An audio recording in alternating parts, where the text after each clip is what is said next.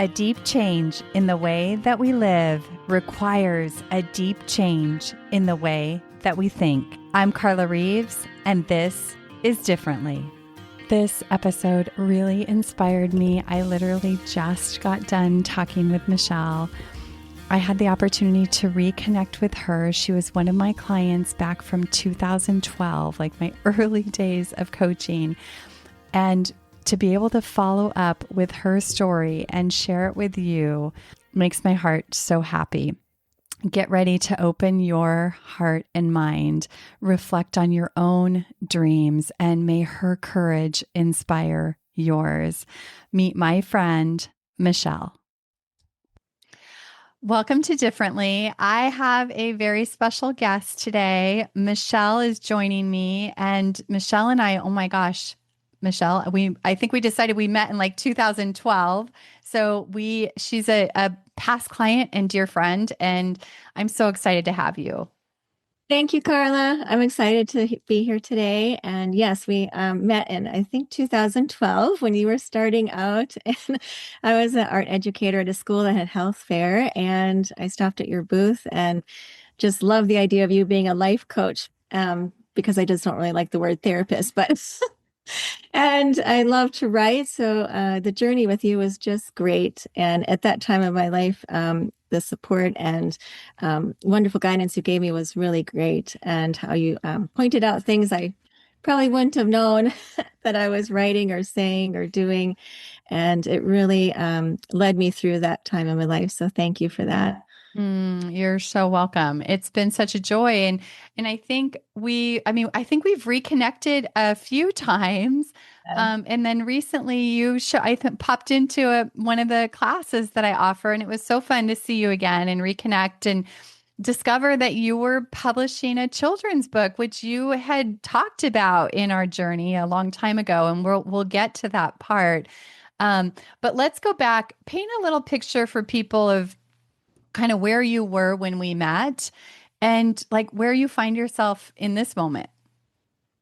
Yes. When I met you, I was working 10-hour days and I was loving my job. And I didn't have many adult conversations, though, because I taught children from the age of 5 to 9 all day long. And then I would stay in the classroom. And when I left the classroom, I was not able to connect with other adults, if you will. It's not that I didn't have friends, but everybody was busy. And I found myself going home and going to the grocery store, not having much of a foundation outside of the classroom. And my gift is to teach, and I loved it, and it did fill my soul and my heart. It was just the pieces outside of the classroom, and also with my family at the time, my father and my brother. I was hoping to have a more enriched relationship with them. It just I was in some kind of box in how they perceived me, and I was I was trying to change that perspective. But at the end of the day, I just had to accept who they were and accept who I was and move forward from that. And that journey actually strengthened me, which at first it probably felt like I was being weakened, but I wasn't. And you pointed that out to me in such a gracious way. And it led me to be brave and to come to the idea that I could rip off a big Band-Aid and move to Wisconsin, where as a child, I had a foundation here. My uncle lived here, and I always, in the back of my mind, thought I could build myself a community or just have a home to put some roots down. When I lived in Arizona, I was moving all of the time, and I was never unpacking anything, literally. And I love when you say, unpack it. So now I've unpacked everything. I love that. Yeah. I still say that on my coaching calls. I know you do. I love What is it. there to unpack? Because there's always things to unpack. Always unpacking. And I have most things unpacked. I do still have a few bins, but I was That's able awesome. to. When did you move? When did you make that leap and move? Soon after COVID, because then at that time too, I felt even more isolated because everybody was isolated. And what kept me going was, teaching, of course. But then my life kind of flashed in front of me a little bit, and I thought, oh my goodness, I better get going. And so I moved. It came up pretty quickly. I had an opportunity to have a home here with a friend, and so I thought I better try. And also I wanted to help out a friend too that was in need, and a not a biological family member, but family. And so Mm, I ended up thinking, okay, where's my purpose in life right now? I've been a teacher, I've done this, and I really wanted to bring what I had in Arizona here, but I couldn't do that. But I at least I thought I could have the dream of being here come alive and see what it would feel like, because I thought about it a lot, as you know, and I moved in 22, and so I've been here 4 years already. wow. I know. Wow. So I want to go back to a couple things you said that I think are so important. One is you mentioned that you felt like you were in a box, like a Mhm. box of how they perceived you. Is that what you're Yeah. talking about? Yeah. I mean, I guess we do that. Everybody does that, but in some shape or form, I suppose. But I felt the box because I didn't spend enough time with my father and brother for them to know me. They wanted to see me as a person. My father always wanted me to get married, and and he thought that would be, that would what would be make me successful, I guess, and Yeah. in his mind. Although the funny thing is, I'm a lot like him. And That happens too. right, I know. We And then discover that later. yeah, and I love the gifts he gave me. I mean, he gave me a wonderful mind. My mother gave me my beautiful heart, and my brother and I, lived a lifestyle growing up where we were surviving all the time. So we probably didn't have time to become a brother and sister, so to speak, which maybe is why we had that in front of us when we got older. But I guess the box was, this is Michelle, this is what she does. And she laughs strange, and I don't like when she shrieks or Yeah. whatever it may be. Or, you know, Whatever it may be. And what you think it was may not be exactly what it was, but I think that it's such a good point to bring up because of what you said, that we all feel that in some way. And I think especially with our roots and our family of origin. I know going back to see family, like even still, like I don't think they really get what I do or like really who I am now. Mhm. And that's not uncommon. I think it's hard for people that shared that period of time of life with us to see us in a new way. And I read something that was talking about genuine love, and it said, excuse me, genuine love requires concentration and effort. And it takes time to know people. And like, what a gift it is, the people that we do have in our life that take that time to get to know you again, you Mhm. know? Absolutely. And I found that when I returned to Wisconsin, because many of my friend and family, so to speak, I hadn't seen all of the time. I mean, we knew of each other, from high school or, even seventh grade, but I didn't have time with them, since then because I had left. And when I came back, I started to spend time with them. And then I also had the opportunity to get to know them again and the qualities that, they have now as adults, as opposed to when we were in younger, in high school. And I would see them once a year, and I kept in touch with them. But I really didn't know them anymore, and they didn't really know me anymore. But now we've had these rich experiences together. And a friend of mine said, if you hadn't come back to Wisconsin, you wouldn't be sitting here having this rich experience with me right now. So, Yeah, it's so true. Which brings me to the second thing I wanted to go back to was I do remember that you had that dream in your heart and that you like were on the fence for a long time, and this is another thing that I see so often in my own life and in conversations with clients. Like we do sit on the fence often for years, debating whether to do something. But you said like your life flashed before you and you made that move. I mean, I'm sure there were lots of things that went into the catalyst, right? It wasn't a one time thing. But what was the sort of last piece that took you over the fence? that's a great question. The last piece that took me over the fence. was imagining myself in 10 years down the road and walking out of my classroom and Mm, looking outside that door and going, okay, what now? mm, And and looking out to a landscape that was more or less empty, right? Because I mm, didn't see where would I be, what would I do, what would I have? I mean, I would have the rich experience of being in the classroom, which I still had loved all the way up till the decision was made. And when I had to rip off the Band-Aid, it was very emotional, and I experienced a lot of grief, but I had to be brave. I'm almost getting emotional about it. Um, because I wanted to okay. see the I wanted to see the foundation I could possibly create for myself in a grounded environment. And I knew that I needed that. My soul was telling me that all of the time. I was grounded in my job. I loved it, and I probably would have stayed at 20 more years. But just it was outside that door. I couldn't see it anymore. And the other funny thing, I Wow. mean, God loved my landlord, but he kept saying I was the perfect tenant, right? And he came into the kitchen one day, and it was right after the whole explosion of COVID. And he said, "Well, I'm going to raise your rent $500 because I can." And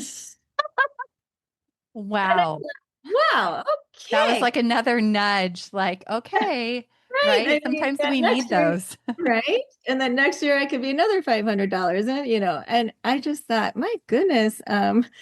So yeah, I put out literally the bat signal, if you want to call it that, to my friends here. And when that occurred, and I thought, okay, if God wants me to be in Wisconsin, then something will, Make come, a way. yeah, make way. And it did, and it was a great opportunity. And if I hadn't taken it, I wouldn't be here today, and I probably wouldn't be able to do it today. I mean, it would, Wow. and that's the truth. And albeit, I mean, when I arrived, was there a lot of joy and, accelerated feelings? Yes. But was there grief? Yes. Yeah. Just the loss of my previous life. Not the loss, but I decided to do it. It wasn't necessarily lost, but I wasn't prepared for that. I wasn't prepared for the feelings of, oh my gosh, did I make the right decision? Did I make a mistake? Did I let go of something I loved? And here I am. And everything was new.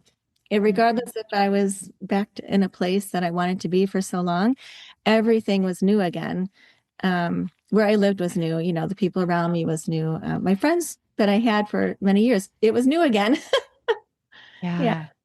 So, I find that we moved from our 25-year home where we raised our kids a couple years ago. And I remember like after we had gotten here, I was like I was repotting a plant. And as I took the plant from its old pot into the new soil, it just like, I got how I was feeling. Like that's how I felt. Like it was uncomfortable and I was all exposed, but I was in a new pot. And like there was also like it woke up my life in so many ways. yeah. And I think that is important to repot yourself. That is so amazing that you said that because uh, I think it's been 2 years. So a couple of years ago, I had the opportunity to plant some trees. And I thought on the side of the house where there was no fence and it was kind of exposed. So I thought, ooh, I'll go pick some trees out. And it was so interesting because just to even choose a tree, right? Well, what tree would you like? And Yes.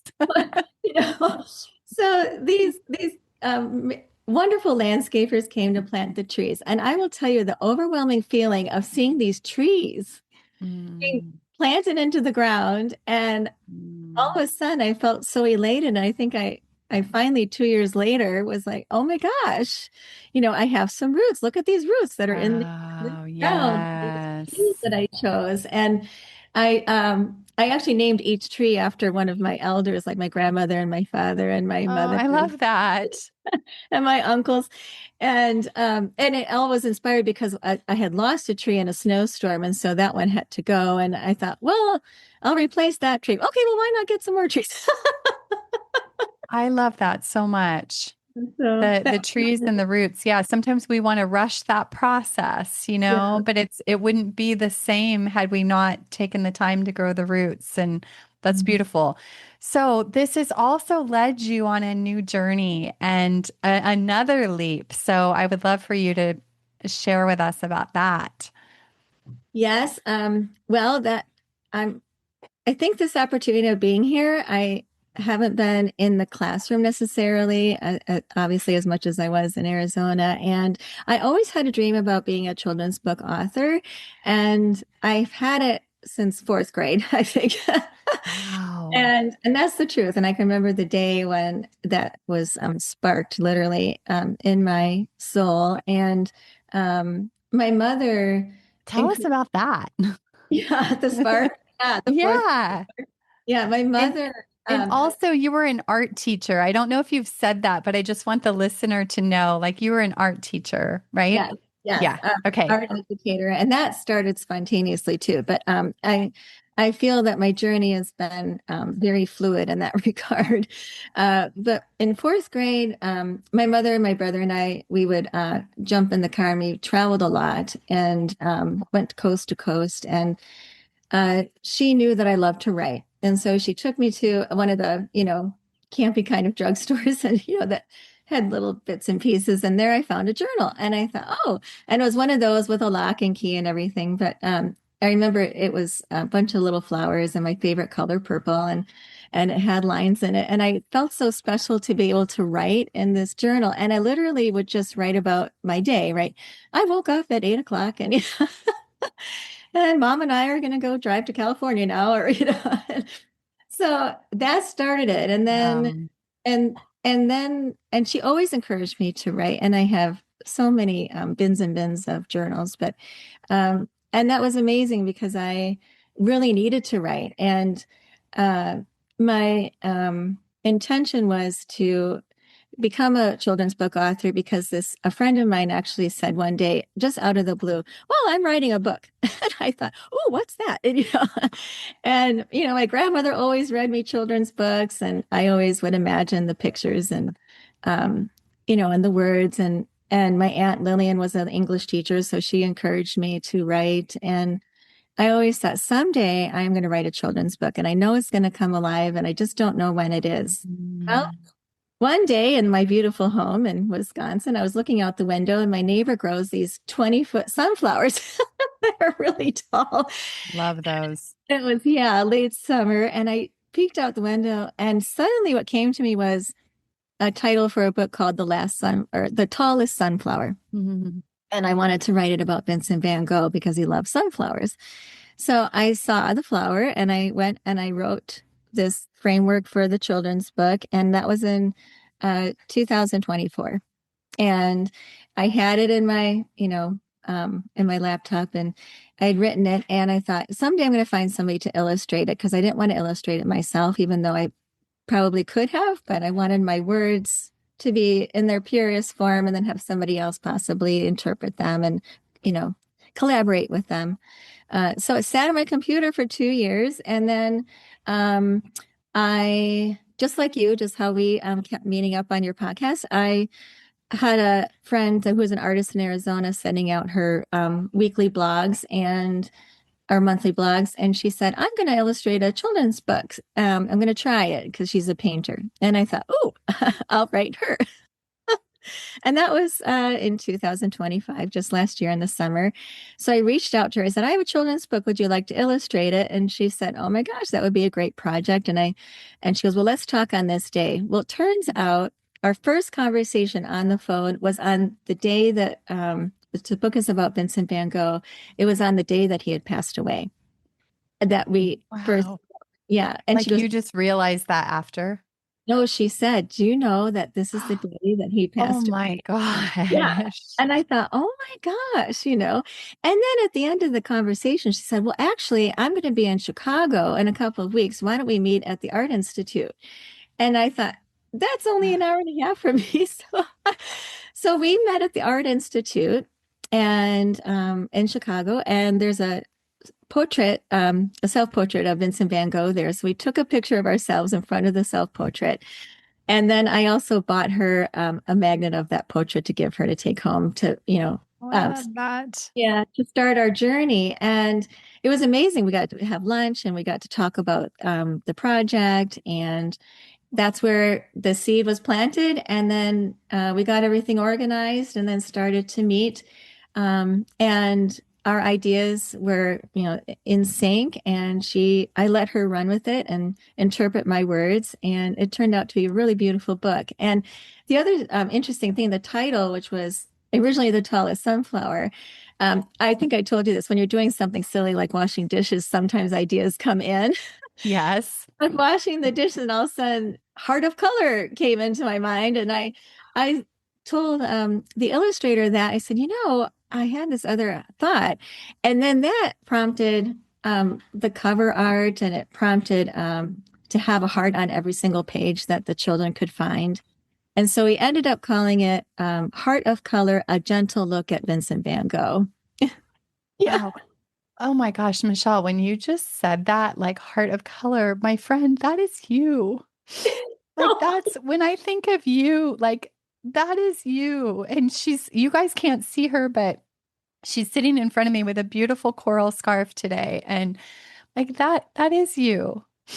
And I'm so glad that you're putting this out into the world and that you didn't give up and that you nurtured and cultivated that dream in your heart for a long time. And we have to do that because nobody else can see that.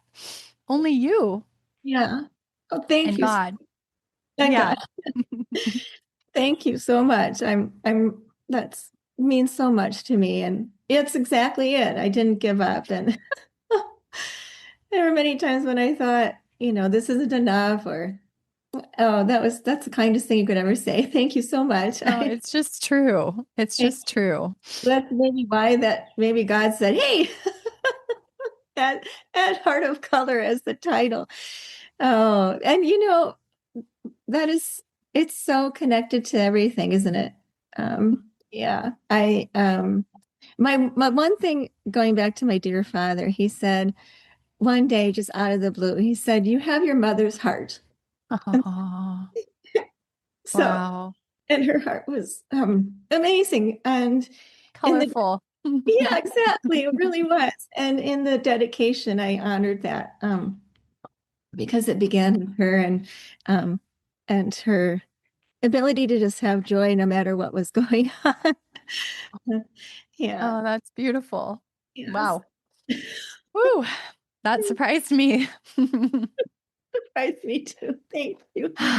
Um, so share a little bit about the story because I know that I think you had shared with me, like you taught about Van Gogh for a lot of years. You taught children and you saw something and something inspired your story.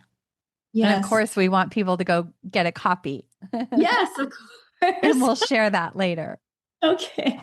Yes, being an art educator for 22 years, I decided to teach art history, but I simplified the stories about the artists for the children to have a more clear understanding and also to make it more fun for them. And every time I talked about Vincent Van Gogh, I mentioned how amazing that it was that he painted 800 paintings in only 10 years and that he, painted every single day um, and that he didn't feel well sometimes. And they wouldn't be very curious because they didn't know much about him. Well, then they would go home and somebody would say, "Oh, that's the guy that cut his ear off." And of course, that's not what I would tell them. And then they would come in the classroom and be very proud of themselves that they knew something about him. And I thought that was really unfortunate, not because they were told that, but just that this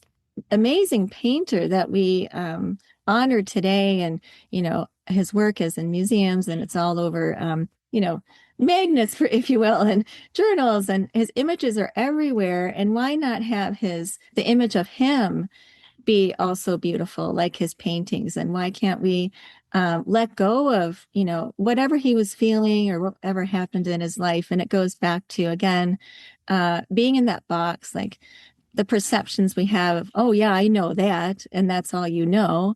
And you have to allow yourself to say, is that true? And can we let that go? Or is that all, Yeah, or right? is that all? And it's so multifaceted. And then it prompted me because I was teaching it in the classroom.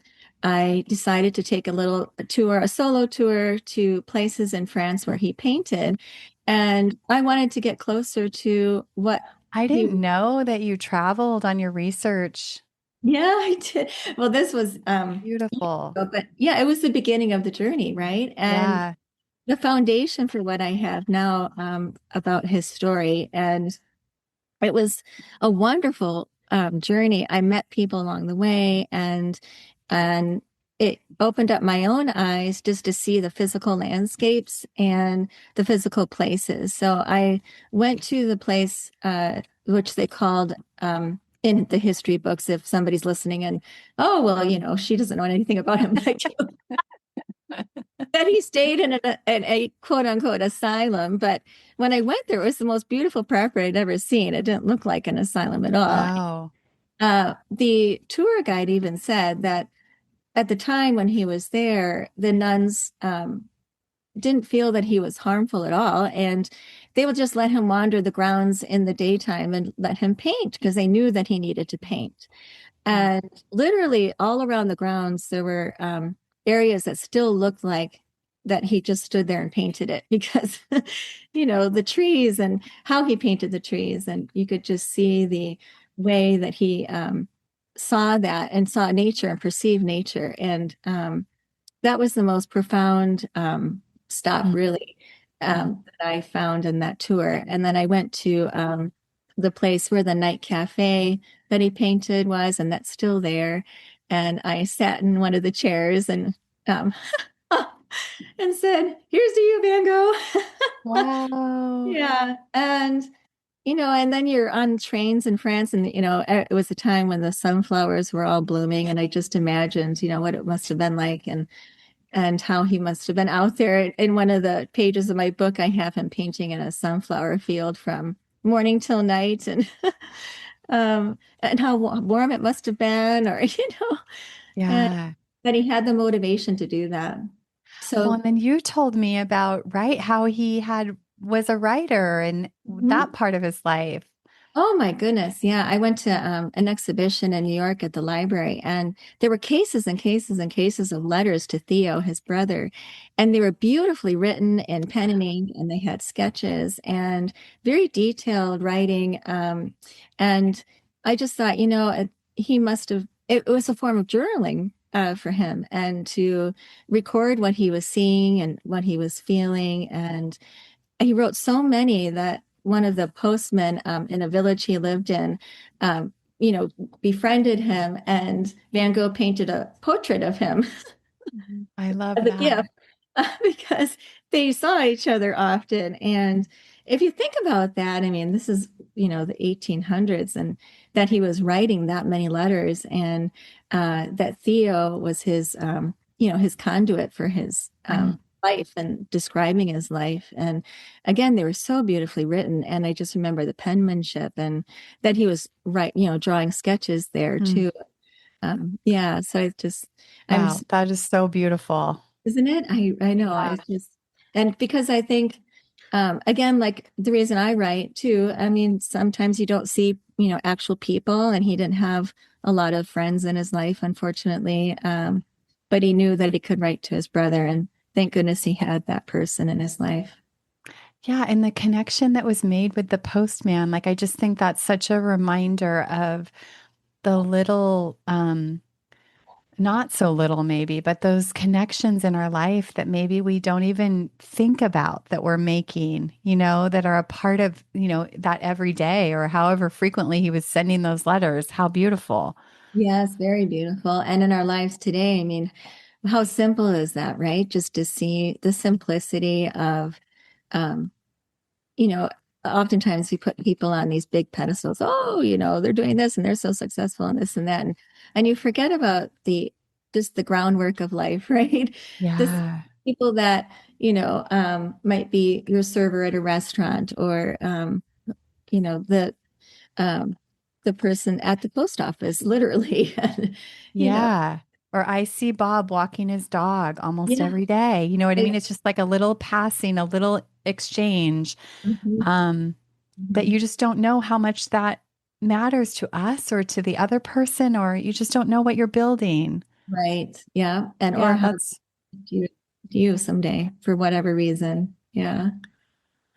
wow. I think that's so.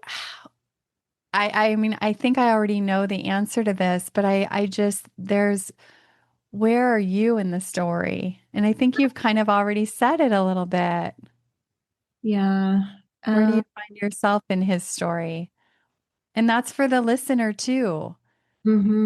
yes. Well, if you're listening, Mhm. where I find myself in the story, I think it's his courage and Mm. perseverance, regardless of whatever social paradigm that could have been in his lifetime and even now, that he continued to paint even when he didn't feel well. And, you know, I haven't felt very well many times, Yeah. making this big adjustment in my life and being here in Wisconsin and making that big change and not being in my comfort zone anymore. And um, the reinvention of my life is in the story because I stayed with it and I followed through. Um, I'm a little bit of a free spirit, and sometimes I have ideas, and I always said, oh my gosh, I have all these ideas, but I don't know how to get them out there.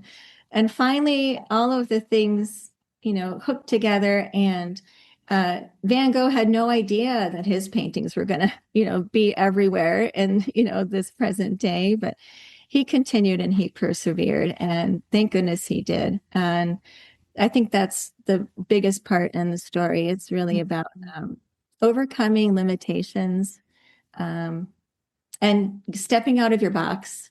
Mm. Um, I really want listeners to know that this book is really truly about also kindness and compassion and empathy, to see outside of the parameters of what is physically in front of you or what is presented. It goes further than that. So beautiful. Well, and you have an opportunity where you're going to be back here and reading your story. So share about that. Yes, I'm really excited. I'm so grateful and appreciative. I reached out to the school that I was a teacher at for 14 years, and I told the administrator, I said, this story was really planted in the classroom here, and I would love to share it with you. And so I'm going to be a guest author, and I'll be reading to roughly 110 children for the launch of the book. And I'm so excited because it's in an environment that I'm attached to and comfortable with. And I love the community. And so I'm going to be a guest author, and I'll be reading it on April 27th. It's coming up. And I'm hoping that what will come out of it, that the fresh look at Vincent Van Gogh and the story will be again planted and presented to these wonderful children. And the color illustrations, I think, are really beautiful, and I think they'll really enjoy. On each page, there's a yellow heart they have to find. And the book is small, but I'm going to be projecting it as well. And then after the story is read, we're going to do an art project where everybody's going to draw their own unique sunflower and then put that on the Oh, I library. love that. Oh, it's going to be really great. And so when I'm done for the day, you'll still have a reminder that I was there and that the sunflowers will be on the library window. I have so much support there, and the librarian is really kind. And I remember her, of course, I worked with her. And so we've been going back and forth and collaborating and making sure that all the details are covered. And yeah, I'm just really What a great. beautiful celebration and kind of full circle moment Yes. to do this. Oh my gosh, that is so beautiful. Yes. Um, It is full circle. it is. So exciting. And I love the community. I mean, there's many people that still work there that I worked with. So I'm just thrilled to be able to bring the gift that I can bring. And share Is it. is that something that you'll be able to take to other schools? Yes, I hope so. I'll be reaching out. I have that as part of the journey to get the book out and call other schools to encourage the it's not necessarily character development, but it is in a way. It's a message about kindness and empathy. And I also have a bookmark that says Bloom Kindness, or Mm, and so I'm hoping that on October 22nd, which is actually the celebration of Color Day, and I just interesting. did yeah, to maybe have celebrations, at schools where everybody could, you know, bring a yellow flower, give it to somebody, or have some kind of a moment where they are kind to somebody that they wouldn't speak to otherwise, or Wow. So yeah, this is a movement, Michelle. yeah, yeah. So if Bloom you're County. listening, yeah, if you're listening and you have any connections to schools or things like that, like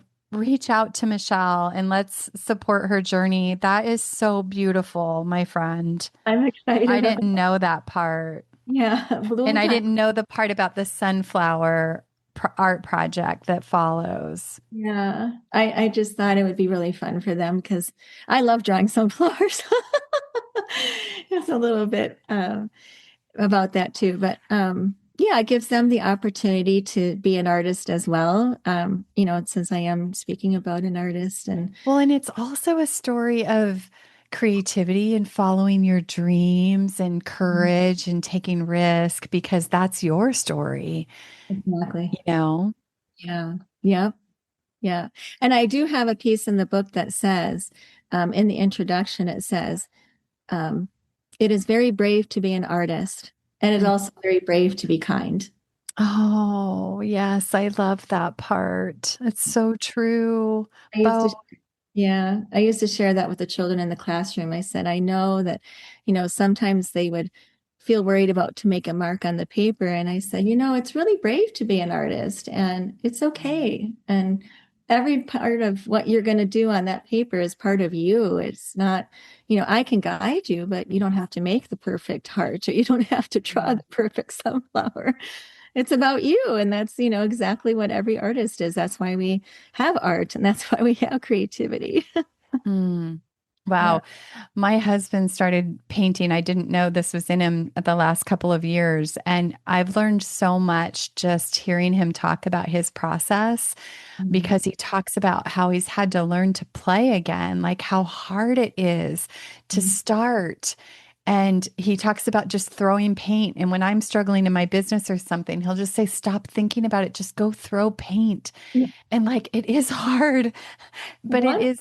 Wonderful. Yeah, it is. It's been so inspiring, and Oh, has helped me in many, many ways. So Michelle, that's I'm so honored to share your story and your book, as it's launching and just to see this journey, friend, oh my gosh. that Thank you. you've taken.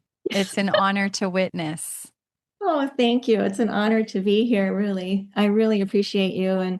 Um and what a wonderful story about your husband. And I was listening to somebody yesterday and they said, don't, let me just make sure.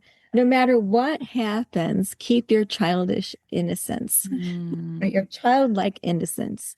And isn't that just true? To keep it's your so childlike true. innocence and not to forget that. And I think that's why I connect with children because often they're a little more childlike than I am adult-like. I love that so much. It's so true. They help us remember Yeah. too. Hmm. Yeah, absolutely. Okay, so as we close, I have one more question for you, which is what does differently mean to you? Yes. I thought about this a lot and I think differently is it's about being different, right? I and not to be afraid to be a little bit different. And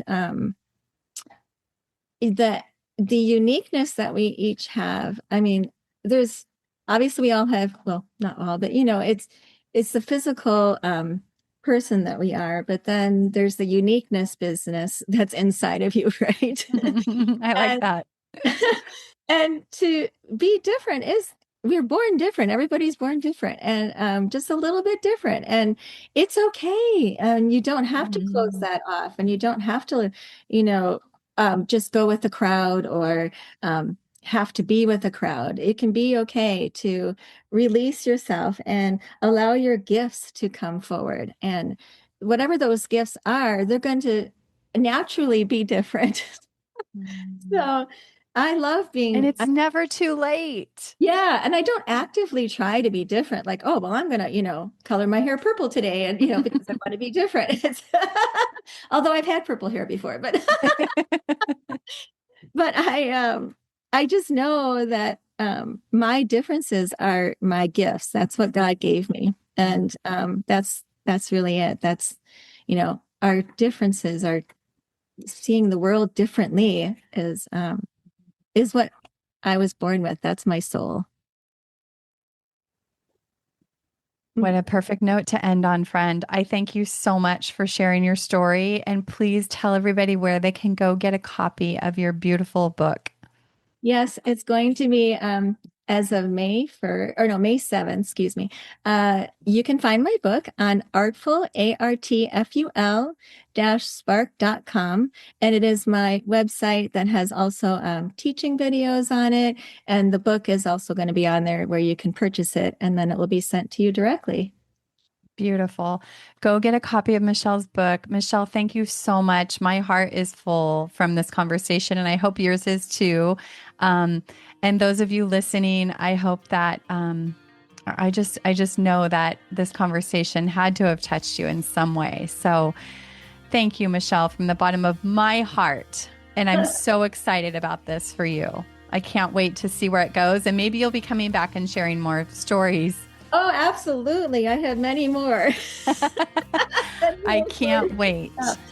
Thank you, Carla, from the bottom of my heart. And my heart is full as well. And you are just a wonderful human being. And I'm so grateful that you believed in me to be here today. Thank you so much. You're so welcome. Have a beautiful day, everyone. Hey, thanks for listening all the way to the end. Before you move on with your day, pause and capture one thought or takeaway that stood out to you. Write it down so it doesn't get lost in the noise. And if you're ready to go deeper, come join me in my free monthly class, Conversation and Guided Writing, to help you see things differently and move forward with clarity. Save your spot, carlareeves.com/free class.